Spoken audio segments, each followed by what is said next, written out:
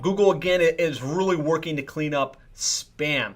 There was a major issue with maps over the last 7 years where companies were setting up fake profiles at PO boxes and fake locations, their aunt's house. There were SEO companies creating lots of rogue listings for their clients. Not something we ever really did, but it was pretty prevalent in the industry. And then there were what we call lead aggregators, people that just want to sell leads back to the plumbers and HVAC contractors that were claiming Google map listings and just lots of fake information. Google has done a massive crackdown on that front, trying to eliminate fake addresses, trying to eliminate businesses that aren't legit, trying to eliminate home offices and home entities from the Google map listings. And recently they're saying they've reduced it by as much as 70%. So that's, again, it's a good and a bad. It's bad in that if you don't protect yourself and if you don't make sure you're doing everything on the up and up, you could get filtered out of the results. And so you need to be aware of the things that could actually be hurting you, that either you did, a past provider did, or somebody in your local market did in order to impact your results. So a couple things that could be hurting you that may have actually at one point been helping you. Number one, you need an office in the city you're trying to rank well on Maps in. So this is one of those things. I get into these heated arguments with people in the industry and also plumbing and HVAC contractors. They're like, well, man, I'm the biggest company in my area, but I'm not ranking on Maps. Well, I can tell you, if you don't have a physical office, like a place that Google can look on, Google View and see that that's a legitimate office that you inhabit, that's unique and exclusive to you, your probability of ranking drops. And if you're not in that city, so let's say, as an example, you're in Doral, which is a little city in Miami, around Miami, but you want to rank in Miami. Your office, because it is in Doral, Florida, will not rank probably in Google Maps. There's people that'll tell you there's ways around it. There's people that will try and convince you otherwise. But for the most part, Google's serving people that have a real physical office in the city that they're trying to rank in. There's some things we can do, like for instance, if you're in like North Little Rock and you want to target Little Rock, you can do that. Or if you're in East Lansing and you're trying to rank in Lansing, by building your authority, by building your citation, by doing some of the things I'm going to share with you, you can kind of get around that. But if you're trying to rank a PO box or you're trying to rank in a city other than the city that you're in, without a physical address, you've got a massive uphill battle that's not going to be a long-term sustainable strategy.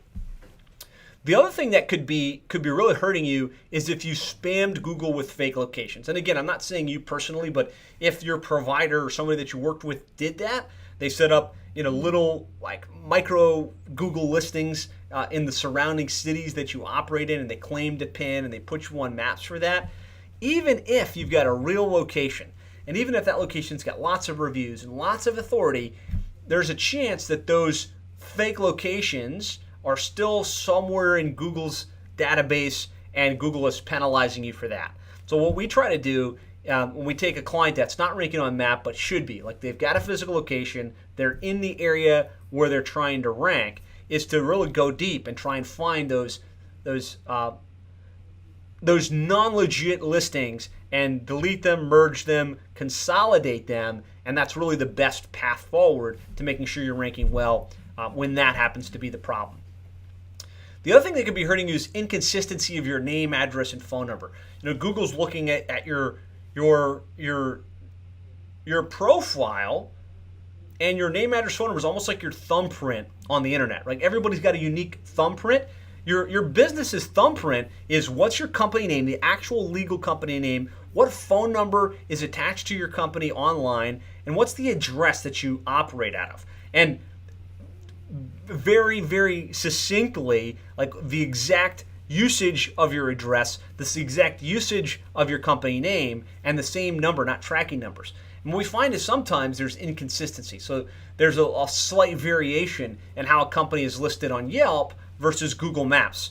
Or there's a tracking number that was used on Yelp just for the sake of tracking it, but there's a different number on Google Maps and there's a different number over here, we find is if that's in play, it can really reduce your probability of ranking well on maps. And so you want to go in and you want to do a deep dive and say, okay, what is my NAP, name, address, phone number, and let's get that consistent across the web for each of our locations.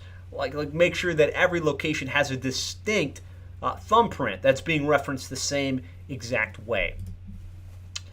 And the other basic gotcha that we see often is having spammed the city into the company name. So if you are Shamrock Plumbing and you put Shamrock Plumbing dash Orlando's best plumber because you want to get Orlando into your company name on Google Maps, that's really a no-no. Google's automatically cleaned a lot of that stuff up, but it's still worth double checking because if you've got spammed cities or spammed additional keywords that aren't representative of how you're naming yourself everywhere else on the internet, that can hurt you.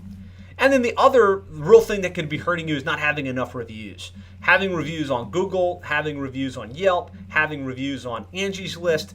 Google's scouring the web and looking for the companies that have a real name, address, phone number in the city that they operate out of.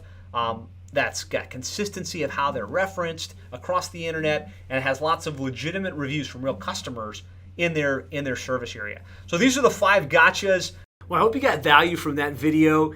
If you'd like more ideas, strategies, and techniques on how to really more effectively market your plumbing or HVAC business online, I'd like to invite you to go to plumberseo.net/checklist.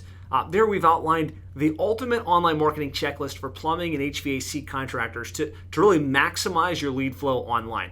This really simplifies the entire online marketing equation into a checklist that you can easily identify what you should do next and what you could do to really probably double, triple, or even 10x the number of leads you're getting for your plumbing or HVAC business online. So you can get that completely free of charge, simple one-page checklist with a video that explains and kind of walks you through it.